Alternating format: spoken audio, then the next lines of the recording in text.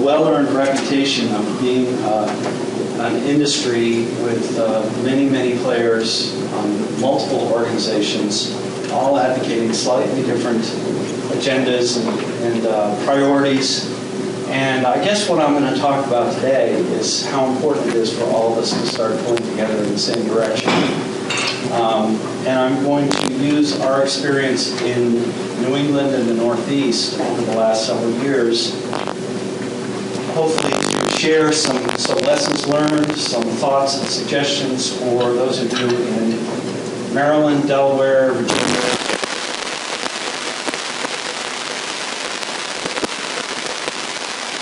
behind the Europeans and stuff.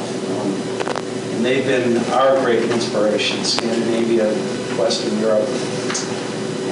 This alphabet soup of organizations up here is the herd of cats that we're trying to get to work together, to which perhaps soon we'll add a Maryland Wood Energy Association. So what do I do to move slides along? Just push the green button. I'm sorry. No. I think this goes to the DVD machine. All right. So a little bit about who I am. I am general manager of New England Wood Pellet. We're the Northeast's largest manufacturer and distributor of wood pellet fuel. We have 3 plants in New Hampshire and New York State. Combined capacity 250,000 tons. We can feed 75,000 homes, roughly, home equivalents, founded in 1992. Before I came to New England Wood Pellet in 2005, I was Vice President for Policy and Land Management with a group called the Society for the Protection of New Hampshire Forests, a forestry and conservation and land trust organization. So I have a pretty diverse background rooted in good forestry and a healthy forest products industry. And I married those 2 interests with passion about renewable energy and managed to finagle my way into New England Wood Pellet, where I've been for the last 7 years now.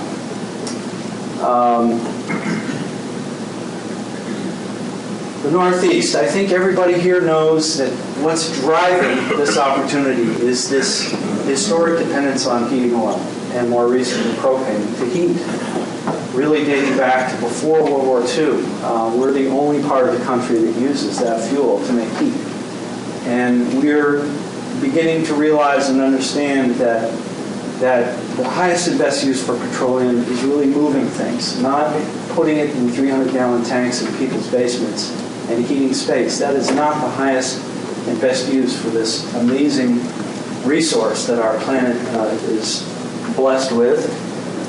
But that's what's driving the opportunity. And the major messages that around which our campaign is based are the attempt and effort to achieve energy independence within our region and to retain all the wealth that is flowing out of our region to pay for these imported fossil heating fuels, particularly where we have an abundant and underutilized renewable natural resource, if sustainably managed, that can make a significant dent in our dependence in these fuels. So that's what's driving. Now, Maryland doesn't have quite the same dependence. In fact, as you move from the Northeast into the mid-Atlantic states, it tends to peter off pretty quickly because you get into areas with cheaper electricity and abundant natural gas and gas distribution.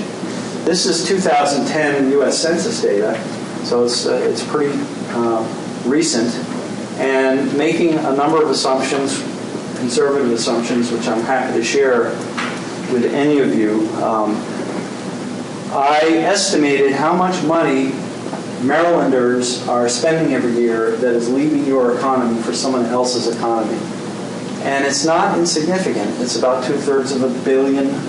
So even though a little over 10% of households in Maryland heat with oil, a little over 3% heat with propane, because of the size of the state, the population of the state, it's a significant factor, and especially in rural areas that may not have access to natural gas.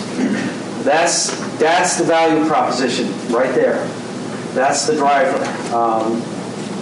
99% of the consumers out there are just about saving money. We'd love for the day to come when keeping the fuel dollar local, using a renewable fuel, reducing greenhouse gas emissions, supporting forestry and forest landowners and farmers, keeping the land viable and economically sustainable in its undeveloped use. We'd love for all of those messages to be driving the decisions of consumers. But it's all about saving money, and there's nothing wrong with that, and that's great. And as long as this, as long as this sticks around, as long as we have $4 a gallon oil and $3 a gallon propane, I don't know what it is down here, but this came from EIA for the state of Maryland. We've got a tremendous opportunity. The kicker is the capital costs. There are barriers to entry, and that's where government in partnership with the private sector can play a significant role. So with the few minutes that I have left, I'm just going to talk about what we in the private sector have tried to do to cultivate that private-public sector partnership, to move the ball, to raise the tide so that it floats everybody's boat, not just New England wood pellets, so that we can really start to make a dent in this, and keeping this money in our economy instead of Hugo Chavez's or Mahmoud Ahmadinejad's or someone else's economy. How to accelerate? Well, this is pretty basic grassroots 101 stuff. You've got to get organized. You've got to get people together, and you're doing that. You've made tremendous progress in Maryland in recent years. We recognized when Obama came into office in 2009 that renewable energy, at least at the time, it looked like it was going to get some serious attention from Congress. So we formed a national trade organization, the Biomass Thermal Energy Council, to make sure that making heat with biomass, the most efficient, cost-effective use of biomass to make energy, had a seat at the table in what was unfolding in Washington. Well, we all know what happened. Nothing happened. But VTech was formed, and we've worked very hard to elevate the profile of thermal energy in general and biomass thermal in particular over the last several years. You have to be relevant at the local level. It's all well and good to have a beachhead on Connecticut Avenue in Washington, along with everybody else, and try to get heard in Washington, which is difficult. But we had to be relevant at the local level. So we formed a kind of I'll call it a loose confederation of like-minded rabble-rousers up in the Northeast to try to get this stuff on the agendas in state legislatures and regionally through programs like RGGI, which Maryland is a RGGI state. So we formed the Northeast Biomass Thermal Working Group. Since then, a similar group is formed in the North Central states. Another one we hope will form in the Pacific Northwest in the next several years. Perhaps there's enough momentum here in the Mid-Atlantic region to consider something similar. We, like you, developed a vision. We said, how big could this be? What kind of economic and environmental impact could this have if we could make a real dent in our region's dependence on imported fossil heating fuels? And we published and aggressively promoted a vision. Rather idealistic, perhaps unattainable, but a vision nonetheless. We put it out there and let people start taking shots at it. We bring people together through this Northeast Biomass Heating Expo. The last several years we've had 500 people, 60 to 70 vendors, 150 to 200 different businesses, agencies, organizations coming together for a couple days every year just to kind of match notes on what's happening, make some connections, build some partnerships. And we have worked very, very closely and in strong support of what's happening at the state level and with other national organizations. The recently formed Pennsylvania Biomass Energy Association, and Melissa Britcher is here, I saw her walk in to talk to about that. The Maine Pellet Fuels Association, Bill Strauss, played a prominent role in getting that group organized. New York Biomass Energy Alliance, John Ackerley's Alliance for Green Heat, the sort of the 501c3 and the link to many important partners in the environmental community that our industry needs to really work hard. USDA finally beginning to realize that heat is where the action is, not necessarily liquid fuels, and in my judgment, not making electricity in utility scale standalone power plants. The Pellet Fuels Institute, also a very important and close partner. So this is issue campaign advocacy 101. There's no rocket science here. You just have to set about doing it.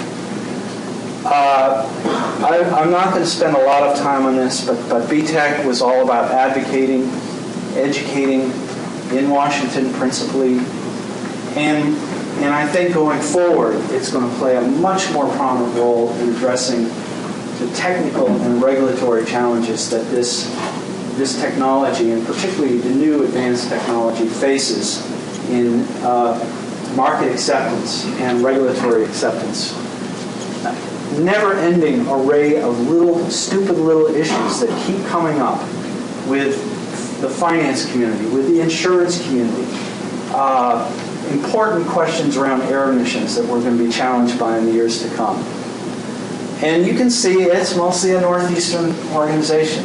It's been hard work to build a national trade group where you just don't have the drivers like we have in the Northeast. I'm not going to spend a lot of time on this. If you're interested in learning more about what VTech is up to, I'd be happy to talk to you throughout the course of the day. We've worked hard to get some critical priority issues in front of Congress. The problem is nothing has moved since 2009 that we could really piggyback onto. We've had lots of little successes, and small ball is a very effective way to win a ball game. Home runs are hard to hit in Washington, especially with an industry with barely a $500,000 a year trade organization budget in D.C. That is chump change on K Street. So the working group, this was an effort to kind of form a network across the region and make sure that people in Maine knew about what's going on in New Hampshire, and New York knew about what's going on in Pennsylvania, sharing ideas, helping and supporting what's going on where we have an opportunity to push the envelope. John Ackerley has been a sort of our de facto Maryland representative on our steering committee. And importantly, this is not a dues organization. There's no money involved here. We encourage people to support VTech nationally and their state organizations locally. It's strictly volunteer. We do what we can. We focus on the little things and making small successes. We don't worry about whether we're achieving the huge, lofty goals. They will come. Again, I'm not going to spend a lot of time on this, but for a small group of volunteers, a steering committee of 12 or 14 people, a tiny little budget, which is the money that we're able to make from our conference every year, we've managed to do quite a bit to get making heat efficiently and sustainably from biomass on the policy agenda at the state level across our region. And we've managed along the way to beat up USDA about some policy that just makes no sense for our part of the country, and yet where they're putting all of their time and attention, although that's changing.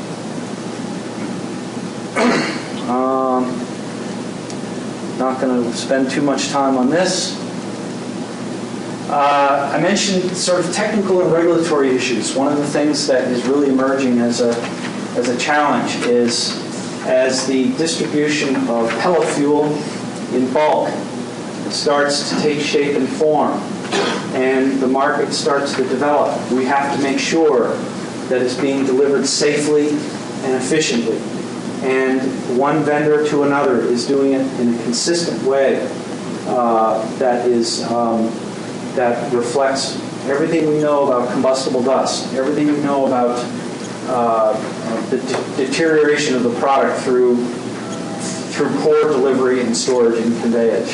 So we're working on a set of recommended guidelines for the entire industry now, borrowing heavily on what's going on in Europe and all the experience that they've had over there. And they have been extremely generous in sharing their knowledge with us. So this is one example of something that has to happen regionally because it's happening regionally. But the effort to develop the guidelines needs to be a regional consensus process. I mentioned the vision. We continue to promote that. We've developed state-specific fact sheets. I don't think there's one for Maryland, John. Bill Strauss, if you brought your laptop, Bill, he can probably whip it off for you by the afternoon. But this is based on census data, on EIA data. It's all information out there, and it all gets back to what are the economic and environmental benefits if we can begin to reduce our dependence on these imported fuels with stuff that we can make and grow renewably here at home. I'm not going to spend a lot of time on this.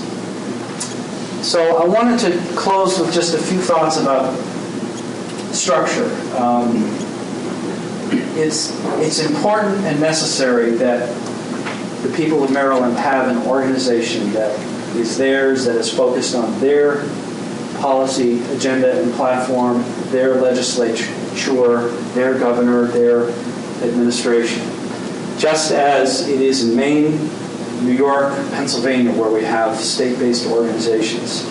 It's important that we continue to have this attempt to coordinate across regions. And I don't know, maybe there's enough interest in Delaware, New Jersey. I don't know about New Jersey. It's sort of a tough climate, New Jersey. They don't seem to want to cut a tree in New Jersey at all. But Virginia, West Virginia, New Jersey, Delaware, Maryland, maybe there's sort of a logical affinity in these mid-Atlantic states. You find out who your counterparts are in these other states and start talking to each other. And not get caught up in governance and all this administrative BS. Just get a bunch of people on the phone once a month and say, what's going on in your state? That's all we do. We now have a show, so we bring people together every year in the Northeast. Last year in Wisconsin, they inaugurated their effort to bring together folks in one place and work on common challenges. Hoping in time that we'll see a similar momentum build in the Pacific Northwest. And now we've got stuff happening at the state level. We've got regional coordination, all feeding into opportunities as they arise, if they arise in Washington, to really change the policy platform at the national level. And of course, we all know America does not have an energy policy, and may never have an energy policy. We are a country of distinct and autonomous regions when it comes to energy. Nonetheless, if Congress, and they've been talking about it for 10 years, if Congress passed a clean energy standard that included thermal energy, that would be a huge step forward for what we're trying to do. If only a validation of what we're trying to do. And that could happen in the next couple of years. Who knows? So, thoughts from Maryland, and I don't think I'm telling anything to all of you that you don't know. You're already getting organized. You've had a working group. Part of what's happening today is this discussion about whether to form a more formal association here and respond to Abby's admonition that you get on the same page and come to us with one or two things. Don't have 10 separate meetings with 10 different things. That's all the excuse policymakers need to throw up their hands and say, can't help you. The roadmap and vision, you did it last February, and frankly, when I put this slide together, I had forgotten about that. All of this has to be framed in terms of economic opportunity. Everything else, greenhouse gas emission reductions, renewable energy, all of that is corollary to what really moves policymakers, which is it going to make our economy stronger and more sustainable? Connect with regional and national networks. So, I hope that the companies in the room that are really focused on Maryland will join VTech if you're not already a member. Continue to be involved in our Northeast Biomass Thermal Working Group. All comers are welcome. Targeted outreach to key decision makers clearly, and that's Grassroots 101. Pick the people that can really make a difference. Don't worry about educating the general public. Worry about the 10 or 15 people who can really make a difference. We don't have the resources and the wherewithal to get to the consumer in any meaningful, sustained way and change consumer behavior. We have to start from the bottom and then really emphasize those things that can make a difference in terms of economics. Cultivate champions, Grassroots 101. Pick a very short list of priorities. Don't try to, tackle everything in year one. Pick a few key things, as you've done with the rebate program, pilot program. Start small. Show people that it can make a difference. Demonstration projects. I was very pleased to hear you say that the state is getting behind some high-profile demo projects.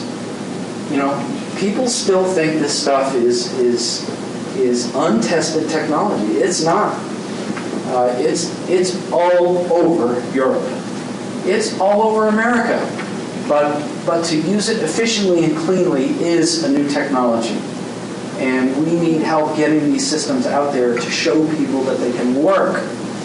Once they see that they work, and you have real performance data, and you have facilities managers saying, I don't know why we didn't do this 3 years ago or 5 years ago, which I hear all the time. We've saved more money than we thought we were going to in our financial pro forma when we made the initial investment. I hear that all the time. Once that gets out there, it starts to sell itself. And then start small and build successes. Nothing new there. So, how am I doing on time, Jonathan? You have plenty of time. Okay. So this is my wonderful little cherubic Austrian kid buried in pellets, and normally I accompany this closing slide with a little statement at the top that says you can't do this with oil. I don't recommend doing it with your kid either. But anyway, it's a wonderful fuel. It's an amazing fuel, and it can make an enormous difference if we can just see the opportunity and start moving in that direction. So, questions, John? Charlie, I'd encourage you and other folks Thank you.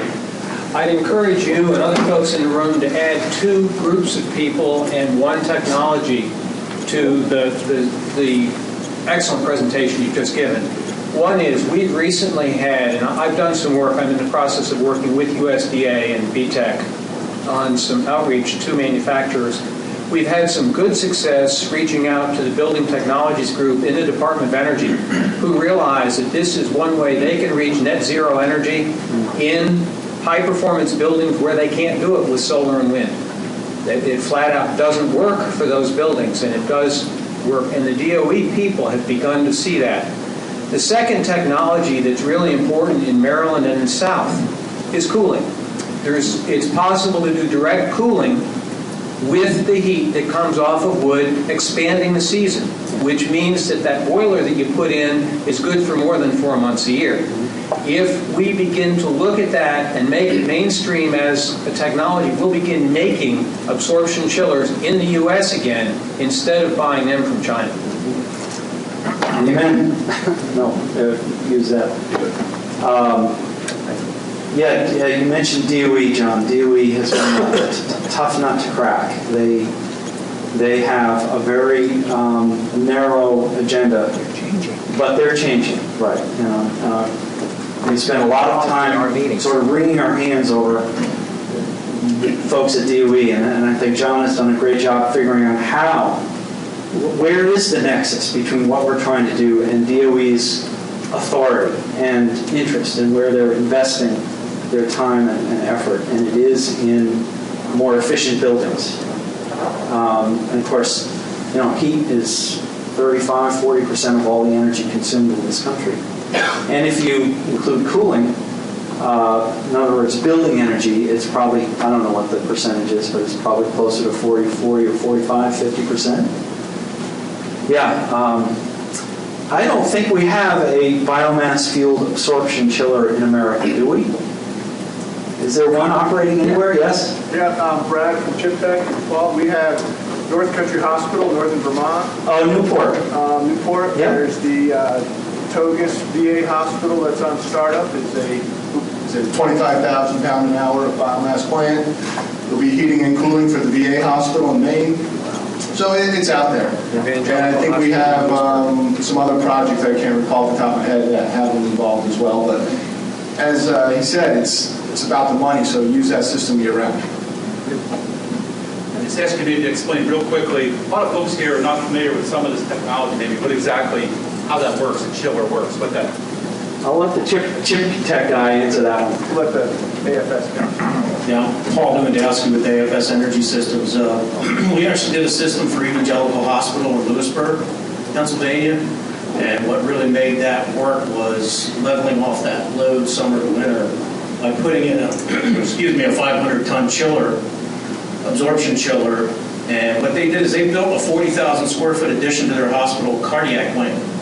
And they used their biomass system to basically net zero energy that part of the hospital. So they're not spending any more energy on that extra 40,000 square feet by using they're generating some power with high pressure steam, using the low pressure steam, put back into their system, heat the building, and then use a 500-ton chiller to make chill water, which they use all year round, but mainly in the summer. So quickly explain, how do you make cold from hot? In an absorption chiller, there's a chemical called lithium bromide, and steam actually reacts and makes, believe me, chill water from steam. There's a reaction in that piece of equipment. It's like a propane refrigerator on steroids, right? You can make cold out of salt too. I mean, that's how they used to make cold. They used salt and that brine, and so it's an actual chemical reaction that occurs inside that chiller. But an absorption chiller works better than the higher technology centrifugal chillers, which they're actually more efficient on the steam side, but they really make the efficiency of the overall system much more efficient by using none of the energy is wasted. So it's all used. And the same hot water grid or super insulated water grid that distributes the hot water in the wintertime distributes the cold water in the summertime. Right. We just shipped a 1,200 horsepower, our largest system we've ever made, to Northern Michigan University, and they are going to do that.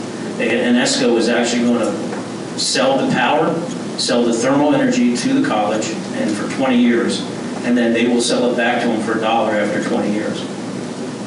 And so that's how they're going to finance it, by using an energy service company. I'd like to just add, the North Country Hospital in Newport, Vermont, you would think have really high heating loads in the wintertime. In fact, their cooling load is higher than their heating load. So they actually save more money during the summer than they do during the wintertime. So for areas like this, it's really a no-brainer. Hospitals are a tremendous opportunity because of their 12-month loads. Right. But you've got to make sure your technology is really clean, because you often have vulnerable populations there, and the hospital people are going to want to know that the emissions from the system are meeting a very stringent standard. Yes. In the state of Maryland here, the Department of Public Safety and Corrections has been doing exactly this since about '87. Books from chillers and power generation from biomass fuels. And again, it is the ideal way to make use of that natural resource. It's specifically located on the eastern shore. That's great.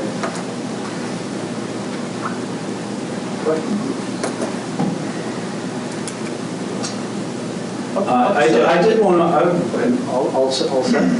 I'll just make one comment. I went to the Pennsylvania Biomass Association meeting, and one thing I noticed about the group there, as well as here, perhaps, it is diverse in that you have folks in the biomass industry who are talking the lingo they know. We have people in forestry who are talking the lingo they know, and I think that that's one real opportunity for folks coming together to help understand where the lingo connects in terms of where the resource comes from. In terms of the biomass industry, understanding where the resource comes from sustainably, as well as in the forestry community where those opportunities are and how the technology works. So I'll just make that statement. It was an observation at the Pennsylvania meeting a couple weeks ago. John.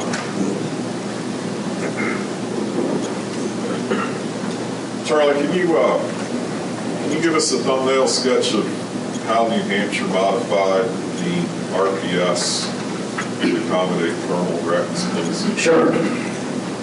We started in 2006, talk about small ball, when the RPS was first enacted. And my company alone went in and basically argued that by incentivizing one energy pathway from biomass but not another, heat, you were creating unfair, you were legislating market competitive disadvantages for the heat side of that equation. And we had a sympathetic year, but our legislature and the key players in that debate decided to move forward with a traditional RPS, which is strictly electricity. Fine. We did get a couple concessions. One was the fund that is created by the alternative compliance payments that the utilities make when there aren't sufficient RECs available in the market to meet their obligation, was conceived as a fuel-neutral fund. So instead of it just going to electric energy efficiency and electric renewable support, it was available for thermal projects as well. That was the first good thing. The second was the legislation required our Public Utilities Commission to evaluate how well the RPS had performed in 2011, 3 years after it officially went into effect.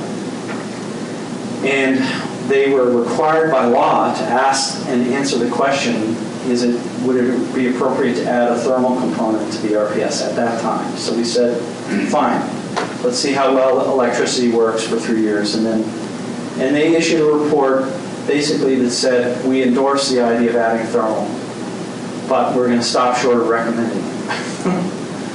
Because they're regulators, they're not policymakers. The third was it directed our New Hampshire Office of Energy and Planning, which sounds kind of like what you do, Abby, the governor's energy office, to study the idea of adding thermal. So fast forward to 2011, I'll try to make a long story short. We introduced a bill with the new legislature, 2-year legislature. We introduced a bill to give RECs to the thermal output from biomass CHP. So a very narrow little, foot in the door. And the legislature retained that bill. They didn't pass it. But it gave us the opportunity to educate the key policy committees that would come back the subsequent year, 2012, and take a run at a full thermal component to the RPS. So we got our legislature to warm to the idea. In the second year, now this is after the PUC had issued its report saying we need these changes for the RPS to continue to be effective. The legislature took up a major reform bill, of which thermal was a small but symbolically very important component. And I won't go into sort of the politics of all of this, but essentially we showed the utilities and we showed the state how they could reduce their compliance cost by replacing a small piece of the electric obligation, the electric rep obligation, with a thermal obligation and with a much lower ceiling price on the RECs. Well, how does that work? Well, it works because making heat from biomass is 70, 75, 80, 85% efficient, and making electricity in standalone power plants is 22, 25, 30% in the best plants. So a lower incentive in the form of a lower ceiling price on the REC is still sufficient to incentivize the market. And because we were replacing higher cost RECs with lower cost RECs, the utilities were all over it. It gave them a greater array of options to meet their obligation. It met the goals of the RPS at lower ratepayer cost. And because heat can be measured in kilowatt hours, just like electricity, it's a fairly straightforward technical or logistical challenge to add thermal to an electric RPS. And I know the Maryland RPS is structured very differently. Every state handles things a little bit differently, but those basic concepts are the same from one state to another. The fundamental sort of foundational components of an RPS really don't vary that much from one state or another. And why was it important to focus on the RPS instead of getting a thermal incentive? Because it's the only game in town. And 32 states have one. And nothing's happening in Washington. And taxing heating oil to provide a revenue stream for thermal renewable incentives was a political non-starter. Forget it. Every small mom-and-pop heating oil company would have come out of the woodwork and crushed it. So piggybacking on an existing policy platform with a little carve-out was the right way to go. And it's good policy because it's taking an energy policy that is picking winners and making it more fuel and technology neutral is the right thing to do. And the Europeans figured this out. We haven't figured it out in this country yet, but we're getting there.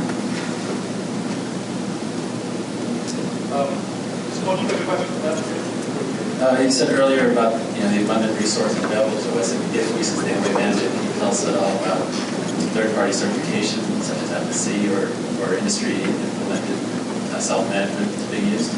Pellet fuels or other? Sure. My company has a sustainable procurement policy. I'm a licensed forester. We have another licensed forester in New York State. Most of the wood that we use comes from, is a residual byproduct from other wood product manufacturing, so we're buying chips and sawdust shavings from companies that make lumber, furniture, flooring, cabinetry, millwork.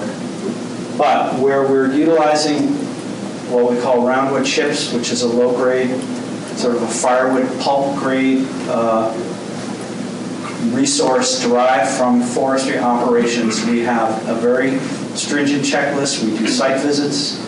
So while it's not FSC or independent or third-party certified, as a company, we've made a strong commitment to that. The challenge with certification is that most of the land in the Northeast is privately owned.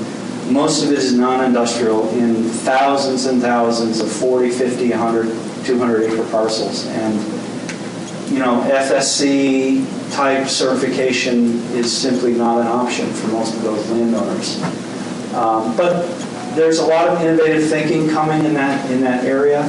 I'll simply say this: certification may provide some assurance or confidence that the land is managed sustainably, but there's an awful lot of good forestry going on out there that is not certified. And what we have to be careful about is creating a system that is punitive or that forecloses market access to people who are doing good work but who simply don't have the ability to afford third-party auditing.